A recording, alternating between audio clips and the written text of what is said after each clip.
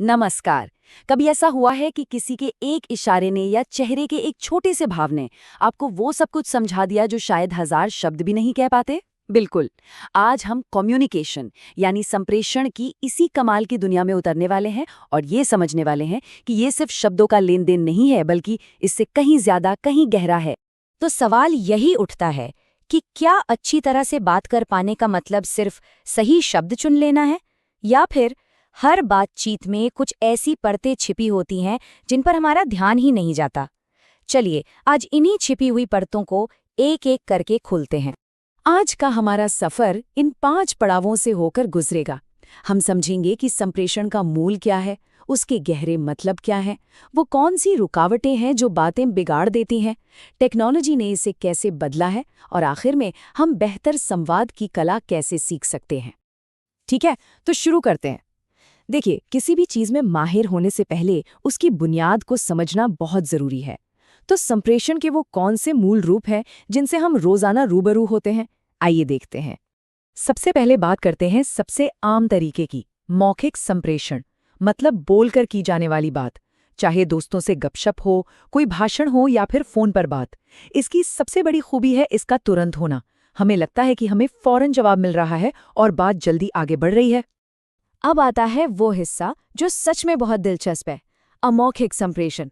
कहते हैं ना, अक्सर जो हम नहीं कहते वो हमारे कहे हुए शब्दों से ज्यादा मायने रखता है। एक हल्की सी मुस्कान या किसी की आंखों का इशारा, ये वो सिग्नल हैं जो हम अनजाने में देते हैं, पर ये हमारी पूरी बात का मतलब बदल सकते हैं। फिर आता है लिखित संप्रेषण, ईमेल, जरूरी रिपोर्ट्स या एक छोटा सा नोट। ये चीज़ों को रिकॉर्ड पर रखने और अपने विचारों को एक सही ढांचा देने के लिए बहुत ज़रूरी है। लेकिन हाँ, इसकी एक चुनौती भी है। इसमें अक्सर बात का लहजा और भावनाएं कहीं खो जाती हैं। और आखिर में दृश्य संप्रेषण। ये तो हम सब जानते हैं कि एक तस्वीर 1000 शब्दों के बराबर होती है। मुश्किल से मुश्किल जानकारी को एक साधारण सा चार्ट या ग्राफ जितनी आसानी से समझा सकता है, उतना शायद कोई और तरीका नहीं। चलिए अब थोड़ा और गहराई में उतरते हैं। हर संदेश, आप समझे, एक आइसबर्ग की तरह होता है। हमें सिर्फ ऊपर का छोटा सा हिस्सा दिखाई देता है। असली मतलब तो अक्सर उसकी छिपी हुई परतों में ही होता है। देखिए, हर मैसेज की ना 2 परतें होती हैं।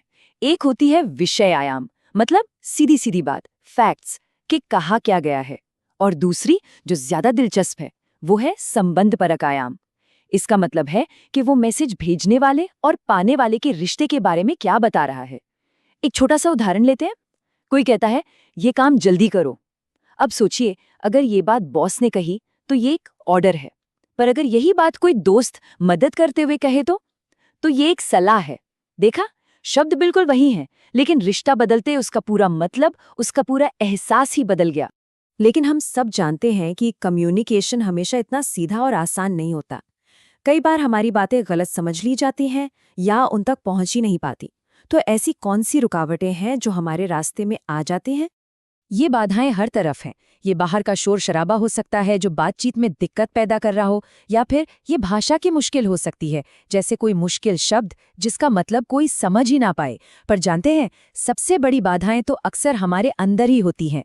हमारे अपने पूर्वाग्रह, हमारी भावनाएं, जो हमें किसी की बात पूरी सुनने से पहले ही उसे गलत समझने पर मजबूर कर देती हैं।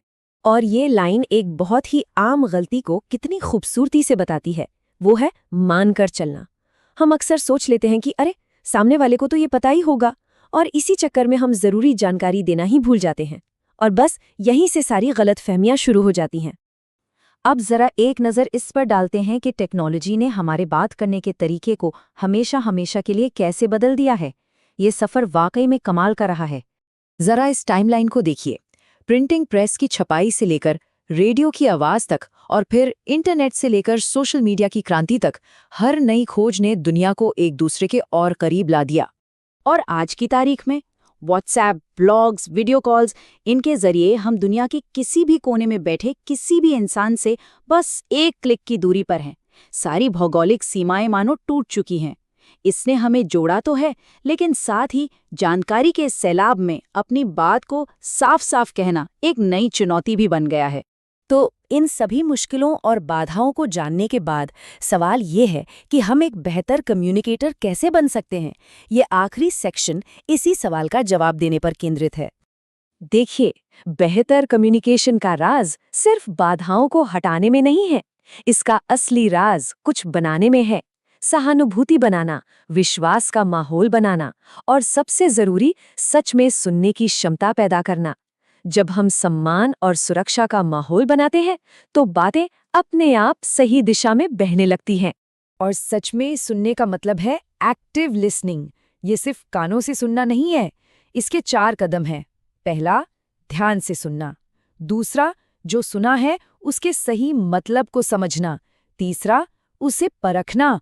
और चौथा, आखिर में ऐसी प्रतिक्रिया देना जिससे सामने वाले को पता चले कि हाँ, बात समझ आ गई है। तो कुल मिलाकर हम ये कह सकते हैं कि प्रभावी संप्रेषण सिर्फ जानकारी एक से दूसरे तक पहुंचाना नहीं है। ये तो शब्दों, हावभाव और हमारी भावनाओं का एक बेहद जटिल और खूबसूरत नृत्य है, और इस नृत्य में माहिर होने के लिए लगातार कोशिश और अभ्यास की जरूरत पड़ती है। तो आखिर में एक सवाल पर आकर रुकते हैं। इस पूरी चर्चा के बाद सोच कर देखिए कि अपनी सबसे बड़ी कम्युनिकेशन की चुनौती क्या है।